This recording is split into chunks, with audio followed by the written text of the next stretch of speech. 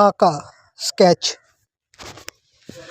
خاکہ کے لغوی معنی ابتدائی نقشہ یا ڈھانچہ کے ہیں اور خاکہ کھینچنا کے معنی ہیں کسی کی لفظی تصویر بنانا۔ ادبی اصطلاح میں خاکہ ایسی صنف نثر ہے جو مختصر ہونے کے باوجود کسی شخصیت کا بھرپور تاثر پیش کرے۔ اسے کسی شخص کی قلمی تصویر بھی کہہ سکتے ہیں۔ جس طرح ناول اور افسانے میں بڑا فرق ہے کہ ناول میں تفصیل بیان کی جاتی ہے مگر افسانہ بڑا مختصر ہوتا ہے، اسی طرح سوانح عمری اور خاکے میں یہ فرق ہے کہ سوانح عمری میں کسی شخص کی ولادت سے وفات تک کے حالات پیش کیے جاتے ہیں مگر خاکے میں بڑے اختصار کے ساتھ موٹے موٹے خد و خال بیان کیے جاتے ہیں۔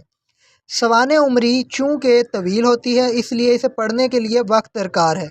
مگر خاکہ ایک ہی نشست میں پڑھنے کی چیز ہے، اور آج کل کا قاری وقت کی ہر ممکن بچت کرتا ہے اور تفصیل میں جانے کے بجائے اختصار کو زیادہ پسند کرتا ہے۔ یہی وجہ ہے کہ لوگ خاکہ لکھنے کی طرف زیادہ راغب ہوتے ہیں۔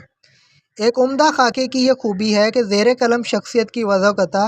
تراش خراش، چال ڈھال، لباس، نشست و برخاست، طعام و قیام، پسند ناپسند بیان کرنے کے علاوہ اس کی عادات و اطوار کارہائے نمایاں اس طرح بیان کیے جاتے ہیں کہ وہ شخصیت قاری کی نظر کے سامنے چلتی پھرتی نظر آتی ہے۔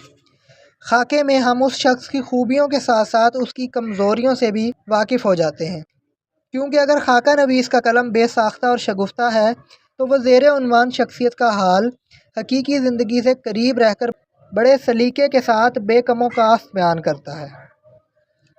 ہر چند مولانا محمد حسین آزاد کی کتاب آب حیات میں خاکہ نگاری کے ابتدائی نقوش ضرور ملتے ہیں، تاہم اردو کے پہلے باقاعدہ خاکہ نگار مرزا فرت اللہ بیگ ہیں، جنہوں نے نذیر احمد کی کہانی کچھ ان کی کچھ میری زبانی کے عنوان سے اپنے استاد محترم ڈپٹی نذیر احمد کا خاکہ لکھا۔ علاوہ ازیں ایک وصیت کی تکمیل اور دلی کا ایک یادگار مشاعرہ ان کے ناقابل فراموش خاکے ہیں۔ فرت اللہ بیگ کے بعد خاکہ نگاری میں رشید احمد صدیقی کی دو کتابیں گنج ہے گراں مایا اور ہم نفسانے رفتہ، مولانا چراغ حسن حسرت کی مردم دیدہ، مولانا عبد المجید سالک کی یاران کہن، عبدالسلام خورشید کی وہ صورت الہی، جگن ناتھ آزاد کی آنکھیں ترستیاں ہیں،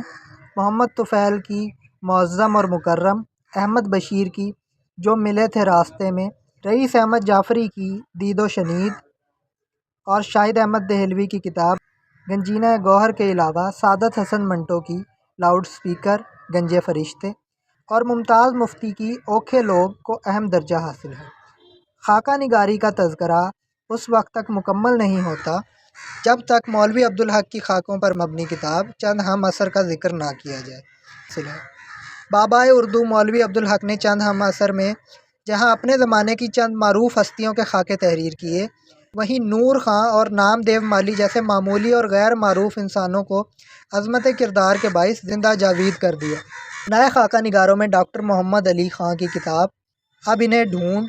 حال ہی میں چھپی ہے۔ متذکرہ کتاب میں 10 خاکے ہیں، جس میں سے ایک خاکہ ماں جی کا ہے جسے قارئین نے بے حد پسند کیا ہے۔ اس کتاب پر ایجوکیشن یونیورسٹی لاہور میں تحقیقی مقالہ بھی لکھا جا چکا ہے۔